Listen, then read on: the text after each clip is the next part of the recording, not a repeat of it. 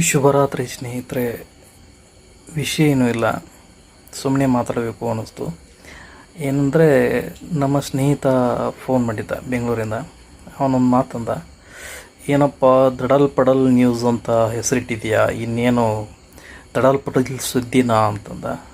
ಹಾಗೇನಿಲ್ಲಪ್ಪ, ನಾವೆಲ್ಲ ಆ ಥರ ಹೆಸರು ಅಷ್ಟೇ ದಡಲ್ ಪಡಲ್ ನ್ಯೂಸ್ ಅಂತ ಇದೆ, ಬಟ್ ಆ ಥರ ಮಾಡೋಕ್ಕೆ ಹೋಗೋದಿಲ್ಲ. ಒಂದು ಚೆನ್ನಾಗಿರುವಂಥ ಸುದ್ದಿಗಳನ್ನ, ಚೆನ್ನಾಗಿರುವಂತಹ ಮಾಹಿತಿಗಳನ್ನ ಕೊಡುವಂಥ ಉದ್ದೇಶ ಇದೆ ಅಂಥೇಳಿ ಹೇಳಿದೆ.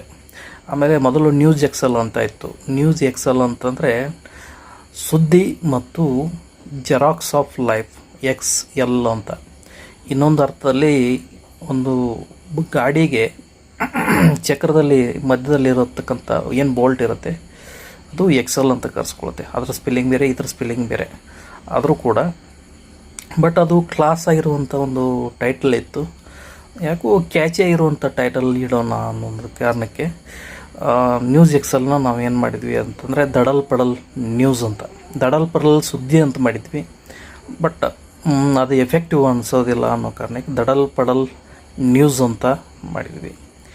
ನಿಮಗೂ ಈ ಟೈಟಲ್ ಕ್ಯಾಚಿ ಅನ್ನಿಸ್ತಾ? ಹೇಗೆ ಅನ್ನಿಸ್ತು? ನಿಮ್ಮ ಅಭಿಪ್ರಾಯ, ಅನಿಸಿಕೆಗಳನ್ನು ತಿಳಿಸಿ.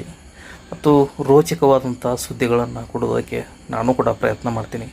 ಹೊಸ ಹೊಸ ಸುದ್ದಿಗಳನ್ನು, ಮಾಹಿತಿಗಳನ್ನು, ನಿಮಗೆ ಕುತೂಹಲಕಾರಿಯಾಗಿರ್ತಕ್ಕಂತಹ ಒಂದು ವಿಭಿನ್ನವಾದಂತಹ ವಿಡಿಯೋಗಳನ್ನು ಕೊಡುವಂಥ ಕರ್ತವ್ಯ ನನ್ನದು.